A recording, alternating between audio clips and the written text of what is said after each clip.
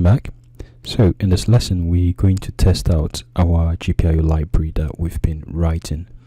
I'm going to go to our main.c file and I'm going to clean everything we have here, and then I'll clean what we have here as well. I'll just keep our for loop here. And I'm going to start off by creating an init type div. So I'll call our GPIO underscore init type div, and I can call this my GPIO underscore init structure like this. Okay, so we start off by enabling clock access. Let's go to our clock enable function. We're going to test with our LED, and we know that is connected to GPIO A. So I'll just enable clock access for GPIO A like this. Okay, right.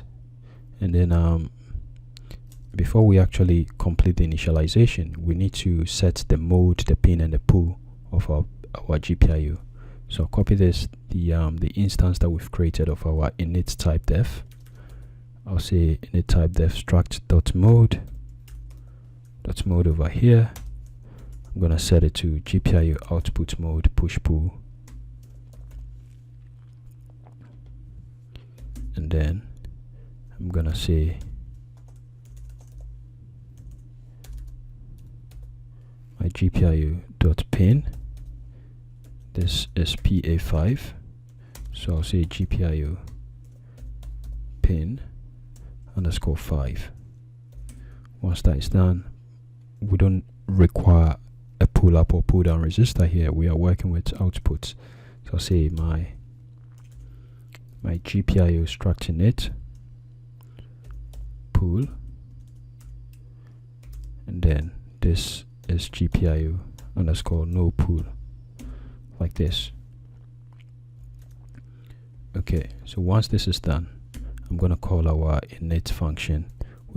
It's called lib underscore GPIO init, and I have to pass my GPIO port, which is GPIO A, and then the next argument is the address of my GPIO init type def structure. So address, and then this like this.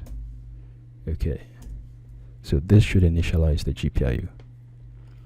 Well, it looks like it's a lot compared to what we had before, but this is reusable. If I want to initialize GPIO B with the same init, I can simply do this and say GPIO B, and I'll get PB5 also initialized. If I want to do PC5, I can do this. I can just include PC5, and let's say if I want to do PD7, let's say PD7, you see, now we want to move from pin 5 to 7. I can simply change this to 7 and simply call this like this, and then I'll have PD7 initialize.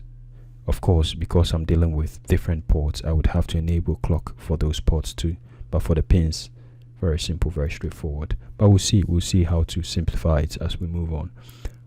So I'm gonna delete all of these, and I'm gonna come to our while one loop here to toggle the pin. So I'll say lib underscore GPIO toggle pin, and then I'll pass GPIO A over here, and then the pin is GPIO A5, GPIO pin 5 over here like this. Right, GPIO pin 5 like this. Okay, so we can build. I'll click over here to build, and then we can download onto our board. I'll click here to download onto my board, and as you can see, it's working exactly the same way. So that's all there is for this lesson. If you have any questions at all, just send me a message or leave them in the questions area, and I shall see you later. Have a nice day.